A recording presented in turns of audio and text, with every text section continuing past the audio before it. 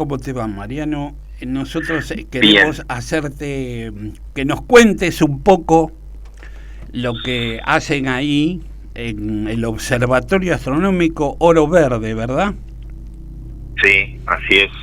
Que está en la provincia de Entre Ríos y que ustedes pertenecen a la Asociación Entrerriana de Astronomía. Así es, correcto. Bien. Correcto. Bueno, contemos un poquito, empecemos con un poquito de historia de cómo arrancó todo. Es un complejo agrotécnico cerca de, pertenece a la Escuela Alberdi en Paraná. Sí, o sea, el observatorio, el predio donde está ubicado, está emplazado el observatorio, Sí. que es la sede social además de la Asociación Entrerriana de Astronomía, está ubicado dentro del complejo de la Escuela Agrotécnica Juan Bautista Alberdi, a unos 11 kilómetros al sur de Paraná. Ajá. Se eligió ese lugar porque, bueno, en el año 1986, cuando se inauguró el observatorio, o en el 84, cuando se cedió el terreno, bueno, la idea era contar con un lugar que, si bien estuviera alejado de Paraná, tampoco estuviera, digamos, en un lugar inaccesible. Y Oro Verde en ese momento era un pequeño caserío. Hoy es una ciudad, pero bueno, en ese momento era un pequeño caserío, así que bueno, reunía todas las condiciones, y estando dentro del complejo de la Escuela Alberdi, no tenía luces cercanas, o sea, era todo campo. Ahora todavía tenemos unas cuantas hectáreas de campo alrededor, pero el avance, lamentablemente el avance de la ciudad nos ha acercado las luces, y bueno, y eso ha hecho que perdiéramos un poco de la calidad de cielo que solíamos tener hace 20 años atrás, 20, 30 años atrás. Pero bueno, todavía conservamos un buen cielo, sobre todo hacia el sur y hacia el este. Y bueno, y el observatorio fue el primer gran hito, podríamos decir, o el primer gran objetivo que se había trazado la asociación, que se había conformado en el 10 de abril del año 1976. Y 10 años después, por gestiones del entonces presidente de la asociación, que fue el doctor Carlos Decio, ya fallecido, bueno, se pudo lograr el subsidio para la adquisición, el subsidio para la construcción del observatorio, y se pudo lograr el comodato del terreno donde hoy está emplazado el observatorio, y que bueno, estamos a punto de renovarlo por otros 40 años más. Y además el doctor Decio donó el primer telescopio que tuvo el observatorio, un telescopio refractor de casi 3 metros de largo y de 15 centímetros de diámetro. Y bueno, y el segundo gran objetivo que se trazó la asociación, después de lograr el primero, que fue el observatorio, fue la de un planetario para la ciudad. Bueno, todavía estamos peleando por ese segundo gran objetivo. Estamos un poquito más cerca que en otras oportunidades, porque por lo menos ya tenemos una obra a medio hacer, al 50%, pero que lamentablemente esta gestión municipal que asumió el 2019, quiero decir, no la ha considerado como una prioridad. Y bueno, el edificio a medio hacer está en ruinas ahora y está, bueno, tapado por la vegetación, y lamentablemente no hemos logrado en todo este tiempo de esta gestión que nos reciba, que nos dé alguna explicación.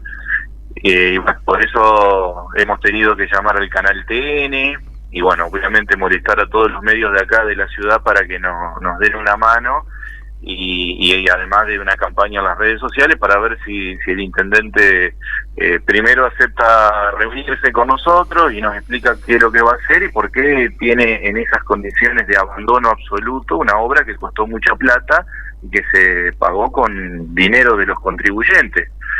Así que bueno, estamos en esa pelea en este momento. Bueno, ojalá lo puedan terminar. Quizás ahora con la pandemia muchas cosas no se pueden hacer. No, nosotros en eso tenemos claro que obviamente hoy el tema de la pandemia ha afectado mucho al municipio, eso lo tenemos claro. El tema es que nosotros desde antes de las elecciones, por periodistas amigos que lo habían entrevistado al entonces candidato, ya sabíamos que no veía con buenos ojos esta obra. Y de todas formas, en todo este tiempo podría habernos recibido todos los intendentes de la democracia del 83 hasta el 2019, todos nos recibieron. No con todos pudimos avanzar, pero todos nos recibieron, nos dieron sus explicaciones. Bueno, ahora ni siquiera no nos reciben, o sea, han desestimado todas nuestros pedidos de audiencia, nos han ignorado olímpicamente, y bueno, eso nos llama la atención porque mínimamente lo que queremos es reunirnos y que nos diga cuándo va a retomar las obras. O sea, simplemente eso. Está bien, el año pasado no se pudo, este año tampoco, bueno, el año que viene. Bien. Y mientras tanto que vayan haciendo un mantenimiento de lo que ya está, porque no puede ser de que hay árboles creciendo, no yuyos, árboles creciendo dentro de la estructura. Y sabemos el daño que eso le provoca a una construcción que no está recibiendo el correcto ningún tipo de mantenimiento. Sí, se entiende el enojo. Además de que es un refugio, bueno, para malvivientes y demás. Entonces, mínimamente necesitamos una explicación sobre ese tema. Bien. Mariano, te quería hacer una pregunta, sí. Porque como le dije a los muchachos, no tuve información, no sé absolutamente nada de hubo una caída de un meteorito, la están investigando, ¿estoy bien o estoy desinformado?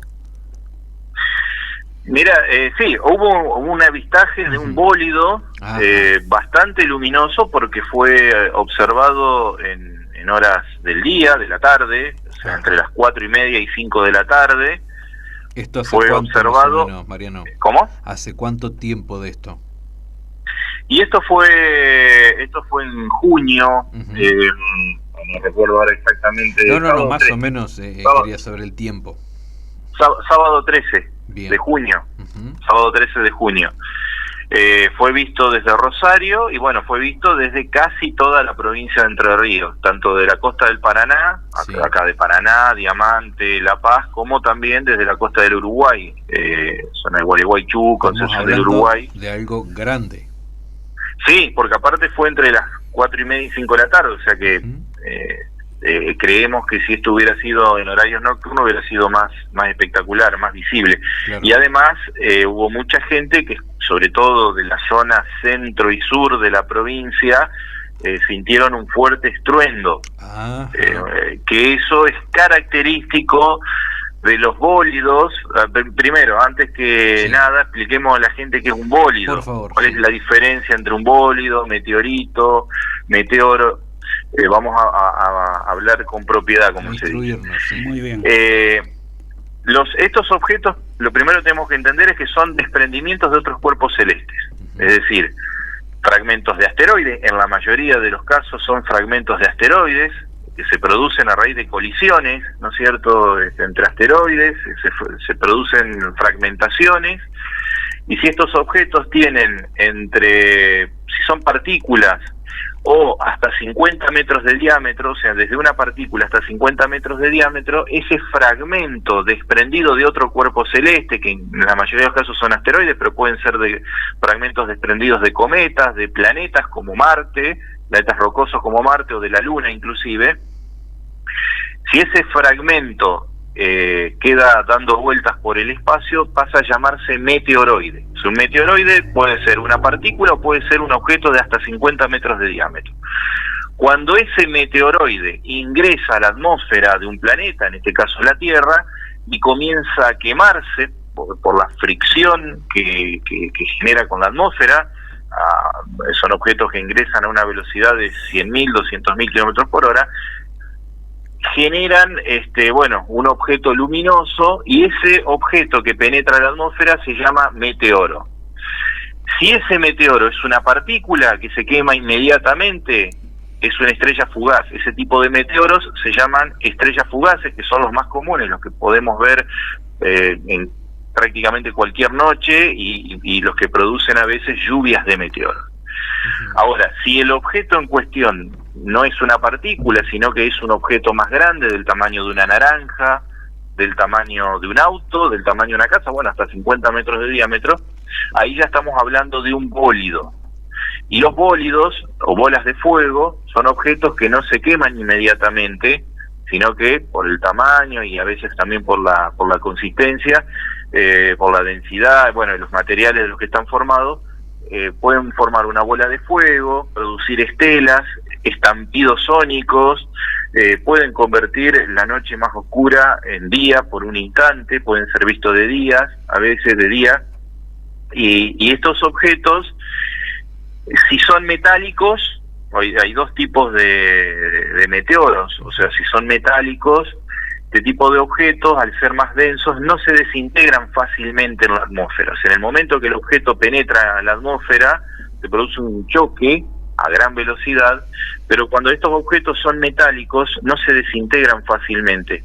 Y son esos los objetos que tienden a seguir una trayectoria balística y a impactar en el suelo y generar cráteres, como en el caso que ustedes comentaban del Chaco.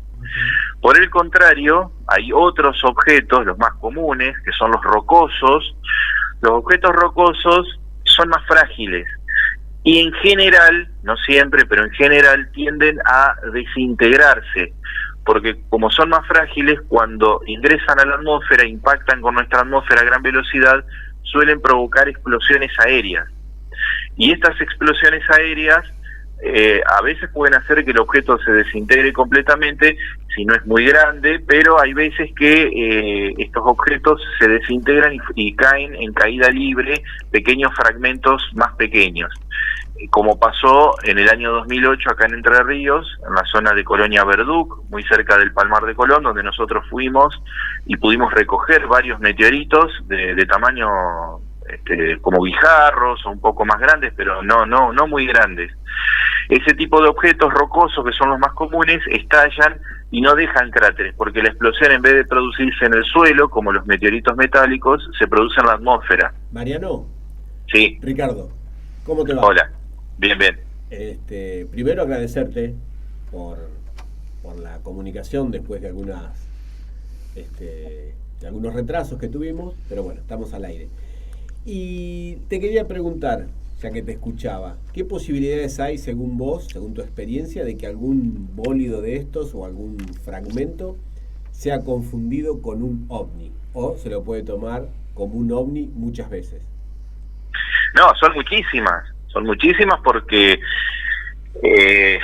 son objetos luminosos y sabemos que todo objeto luminoso que no sea algo inmediatamente identificable como un avión, sabemos de que son objetos que la gente, el común de la gente, suele confundir con ovnis. Y con tu experiencia, sí. ¿sentís que por ahí entre la gente, cuando vos andás por diferentes lugares, se conocen más casos de los que salen a la luz, de los que salen en los diarios o en la televisión? ¿O casi siempre salen reflejados todos o te llega siempre la información, digamos? ¿Casos de ovnis o de objetos en general, como meteoros, chatarra espacial? Meteoritos o ovnis, pero me refería más a caída de algún objeto, digamos algún objeto, por no decir ovni. Claro, no, pues también está la chatarra espacial, que la chatarra espacial se confunde muchas veces con los meteoros, porque bueno, son objetos que ingresan a la atmósfera, que se queman y son bastante parecidos a veces. Pero bueno, en este caso de que estábamos hablando, estuvimos revisando también las efemérides que se publican de caída de chatarra espacial, y no había nada, por lo menos no en ese horario, en esta zona. No, lo que yo te quería preguntar es si por ahí hay algún caso que nos quieras comentar, que te llamó la atención y que por ahí no se difundió en la prensa, digamos, y por eso no se habló tanto, pero vos tenés conocimiento por ahí de algo que te pareció extraño y bueno, no se comentó. No, mira, los casos que yo, por lo menos acá en la provincia de Entre Ríos, o en la región que de los que yo me he enterado de objetos que han, no sé si caídos, porque muchas veces, por ejemplo, en este caso, nosotros fuimos a buscar, yo no pude, ese día me tenía que vacunar, no, y obviamente no iba a posponer con lo que deseaba la vacuna, le di prioridad a la salud, pero mis compañeros estuvieron haciendo un rastrillaje y no encontraron nada. Aparentemente, ¿cómo? ¿Por qué zona? En zonas del departamento Nogoyá. Es un departamento que está en el centro sur de la provincia. Pero por testimonios recogí... Eso, a ver, ¿por qué fuimos al departamento Nogoyá? Por testimonios, sobre todo que nos llegaron a través de redes sociales, de WhatsApp, de telefónicas también, o en nuestra propia página web. Y bueno, por una serie de testimonios y de mediciones que tomaron, que básicamente mi compañero Walter Elías fue el que se encargó de recepcionar todo, de analizar los reportes y bueno, hacer las estimaciones. Daba que podía ser en las inmediaciones de una localidad llamada El Pueblito, en el interior del departamento Nogoyá. Resulta que bueno, cuando mis compañeros fueron al lugar y estuvieron recogiendo más testimonios en la comisaría local y en otras zonas rurales, en otras casas rurales de ahí de esa zona, aparentemente habría sido más hacia el sur, más hacia Gualeguay. Así que, bueno, está pendiente volver en algún momento, todavía no sé cuándo, pero otras veces que hemos ido también al departamento Nogoyá por otras denuncias, podríamos decir, o reportes de objetos que podrían haber caído, no se han encontrado. Sí encontramos en el año 91, no nosotros, gente de campo, y después nosotros los trajimos al observatorio, los fragmentos de la estación espacial soviética Salyut 7, que se precipitó sobre la provincia de Entre Ríos, sobre otras partes del país, pero básicamente sobre la provincia de Entre Ríos, en la zona centro-norte, entre los departamentos San Salvador, Villaguay y Federal, y bueno, muchos de esos fragmentos los tenemos en el observatorio. Y lo que comentaba hoy también, en el año 2008, cerca del Parque del Palmar de Colón, muy cerquita, en una pequeña localidad llamada Colonia Verduc, ahí también pudimos dar con el lugar y traer muestras de objetos, estos meteoritos que se encontraron allí. Algunos los hicimos analizar y otros están en exposición en nuestro observatorio. Nosotros siempre que caen estas cosas, o hay algún avistamiento y presumiblemente alguna caída de objetos, siempre vamos, y bueno, la mayoría de las veces no se encuentra nada. Imagínense que encontrar un puñado de meteoritos en la inmensidad del campo es muy difícil. Pero bueno, a veces tenemos suerte, como en el año 2008. Seguramente hay avistamientos de objetos que a lo mejor, por la zona en la que se observa, zonas rurales, donde por ahí la gente de campo no tiene mucho contacto, tal vez con los medios o con las redes sociales, y bueno, por ahí eso... No sé si ahora, pero por lo menos antes sí, seguramente, porque nosotros hemos tenido contacto con esta gente y nos ha comentado de que hay reportes así de avistamiento, pero bueno, no trascienden. Seguramente los casos de avistamiento son más que los que trascienden en los medios, eso seguramente. Muy bien. Mariano, ¿a quién pertenece el meteorito si se encuentra? Bueno, muy buena pregunta. En la provincia de Chaco, y no estoy seguro, pero creo que en la provincia de Santiago del Estero, porque digo por Campo del Cielo, que es la zona de caída de este meteorito, del meteorito Chaco, y de cientos de otros meteoritos que se han encontrado, y muchos de ellos están en colecciones privadas en otras partes del mundo. Es una zona entre Santiago del Estero y Chaco, una zona limítrofe, donde se produjo hace 5.000 años una caída de un gran objeto de metálico, de hierro, que produjo algunas fragmentaciones y bueno, dejó toda una zona de cráteres en esta zona limítrofe entre Santiago del Estero y Chaco. Sí. La provincia de Chaco tiene una ley provincial que establece que los meteoritos son propiedad de la provincia, no se pueden sacar de los límites de la provincia y demás. Que esto legalmente, jurídicamente ha sido objetado, yo por lo menos lo que he podido leer en algunas opiniones, porque bueno, una provincia no puede legislar sobre cuestiones de propiedad privada, eso en todo caso sería una cuestión de la nación. Pero bueno, más allá de ese debate jurídico, que bueno, no viene al caso, Sí. en el resto del país los meteoritos, y esto lo sabemos porque cuando se produjo la caída del meteorito Verduk en el año 2008, que nosotros fuimos, como comentaba recién, y Sí. pudimos recoger algunas muestras, tuvimos una intimación del gobierno de la provincia a través del Museo de Ciencias Naturales, que depende de la Secretaría de Cultura de la provincia, para que entregáramos inmediatamente esos meteoritos, bueno, bajo amenaza de algún tipo de sanción.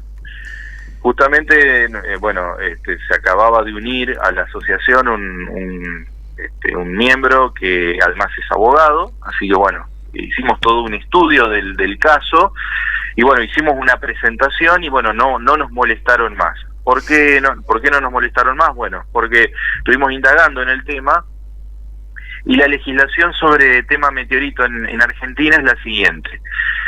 Los meteoritos son considerados, no recuerdo el número de la ley, pero si quieren después yo les puedo pasar una nota que publicamos en nuestra página web en ese momento. Hay una ley nacional, que es la Ley de Bienes Culturales, que asimila a los meteoritos con otro tipo de objetos, como las piezas arqueológicas y los fósiles, y con las obras de arte y demás. Esto quiere decir, pero no son equivalentes, porque un meteorito no es lo mismo, y en la misma ley no está considerado así, como objetos equivalentes, meteoritos, piezas arqueológicas y fósiles. Si yo encuentro mañana un yacimiento de fósiles o de piezas arqueológicas en el fondo de mi casa, es propiedad del Estado, no hay dudas de eso. Yo no puedo disponer, porque eso sí es propiedad del Estado, y la misma ley lo dice. Ahora, en el estatus jurídico de los meteoritos, si bien son considerados bienes culturales, no están sujetos a esa misma exigencia. Es decir, la ley dice que los meteoritos, si bien son bienes culturales, no son patrimonio del Estado, provincial o nacional. La única obligación que establece la ley es que quien los encuentre debe registrarlos, debe llevarlos y registrarlos, pero puede conservarlos, pero el Estado exige que sean registrados en un registro que al que hace referencia esta ley, que todavía, por lo menos hasta donde yo sé, no sé si se habrá creado ya, pero hasta donde nosotros sabemos o sabíamos, todavía no se había constituido, o sea que el mismo Estado estaría en falta porque no está cumpliendo la norma que dictó, o sea, que manda a crear un registro para que, si mañana yo encuentro un meteorito, yo lo registre ahí, para que el Estado sepa que hay un meteorito que se encontró en tal lugar, que lo tiene fulanito de tal. Y otra cosa, sí, no se puede comercializar al exterior, eso sí, pero si yo tengo un meteorito y me lo quiero quedar, no hay ningún problema. Si estuviera habilitado este registro, yo lo tendría que registrar, pero no está habilitado. Y sí lo puedo vender a otra persona, se lo puedo vender a un museo, se lo puedo vender a un planetario, a un observatorio, o se lo puedo vender a otro coleccionista dentro del país. No hay ningún problema en ese sentido.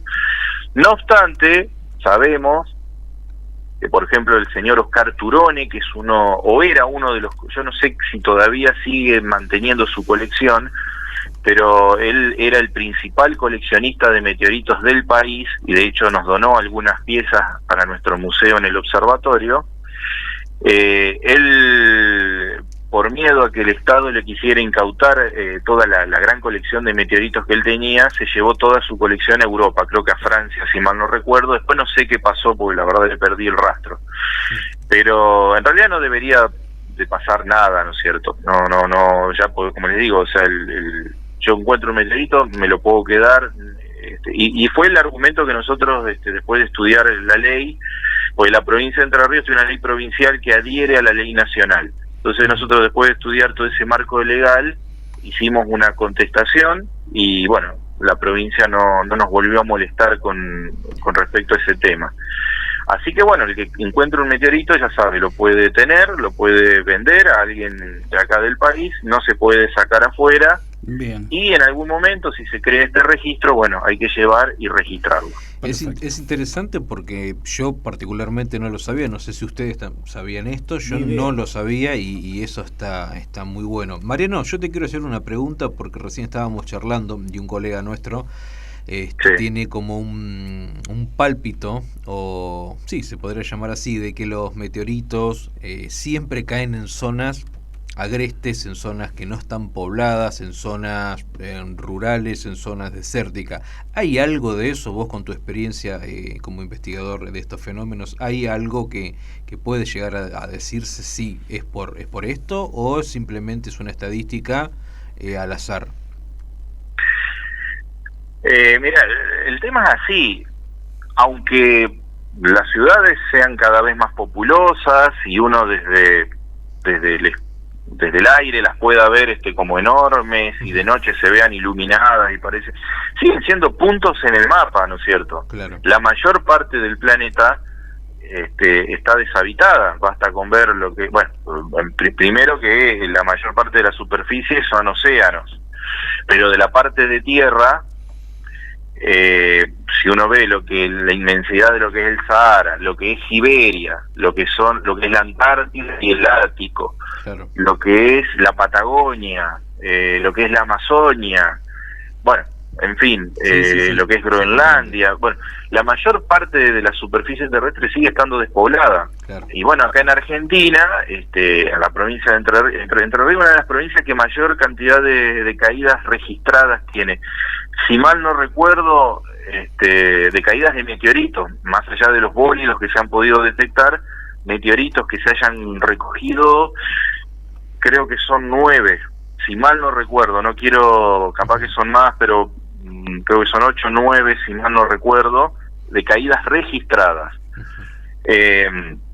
Y bueno, la mayoría han sido obviamente en campos, y en el resto del país lo mismo, pero es porque la mayor parte de la superficie de nuestro país está despoblada, o sea, más allá de que haya muchas ciudades grandes, pero bueno, sigue siendo así. Arena, sí, por eso es cual. difícil que un meteorito caiga en una ciudad. A veces pasa, en 2008 cayó sobre este pequeño caserío que se llama Colonia Verduc, Claro. pero no es lo usual, para nada. Sí, Bien. acá hay una persona, Naunores, que nos contesta. El 70% de la Tierra está cubierta por agua, Sí. por lo tanto las posibilidades de que un meteorito se precipite sobre Tierra son pocas, mientras que tanto el solo 10% de la superficie terrestre se encuentra poblada. Exacto. Bueno. Así que claro, las chances son muy pocas. Hago un comentario entonces, porque muchas veces cuando está por caer algo de chatarra espacial, se corre como un rumor de que puede ser algo catastrófico. Sería muy excepcional entonces que impacte sobre alguna ciudad. Sí, en principio los meteoritos lo mismo, la chatarra espacial y los meteoritos, en este caso, sí, vale lo mismo para los dos, para este tipo de objetos, que son distintos, pero bueno, de todas formas ha habido caídas. No vamos a decir de que no, porque sí, ha habido caídas de meteoritos y de chatarra espacial en ciudades. De hecho, el caso más cercano que nosotros tenemos, que es el de la Estación Espacial Soviética Salyut 7, que cayó en febrero del año 1991, acá en Argentina, y la mayor parte en Entre Ríos, pero en otras partes de Argentina también, hubo un fragmento que cayó, se precipitó sobre Capitán Bermúdez, que es una localidad que está en el Gran Rosario, y provocó daños en una casa, caída de mampostería y demás. Y hubo un reclamo que la dueña de esa propiedad le hizo a la Unión Soviética y a través de su embajada. Después la Unión Soviética, ese mismo año la Unión Soviética se desintegró. No sé qué pasó después con ese reclamo. Estimo que la embajada de Rusia, como continuadora de la Unión Soviética, tal vez habrá indemnizado, porque hay tratados internacionales que exigen que al Estado que lanza, no hablamos de los meteoritos, porque los meteoritos no tienen dueño, por lo menos mientras hasta que llegan a Tierra no tienen dueño, pero la chatarra espacial sí.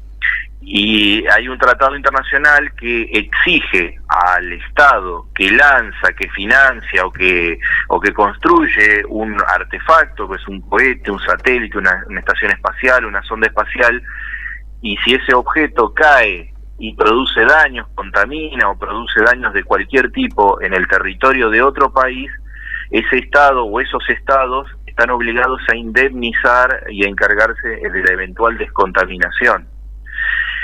Y al mismo tiempo, el Estado que lanza un objeto, que pues un cohete, una sonda espacial, bueno, en fin, que caiga en otro país, es el otro país donde ese objeto cayó, tiene la obligación de restituírselo si el Estado que lo lanzó lo solicita. Y si hay astronautas, si por ejemplo lo que cae es una cápsula espacial con astronautas en otro país, bueno, ese país está obligado a socorrerlos, a darle toda la asistencia que necesiten para no correr ningún peligro hasta poder restituirlo al país de origen.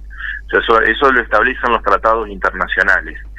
No pasa lo mismo con los meteoritos, que no tienen dueño, pero en el caso de que se produjera una caída sobre una ciudad de chatarra espacial y se produjera algún tipo de daño, contaminación o lo que sea, bueno, ahí tendría que activarse esta cláusula y tendría que haber la correspondiente indemnización, descontaminación, bueno, todo lo que ello implique, ¿no es cierto? Recuerdo la caída del parte de la Soyuz en Entre Ríos. Sí. Bien. Y te quería hacer la última pregunta.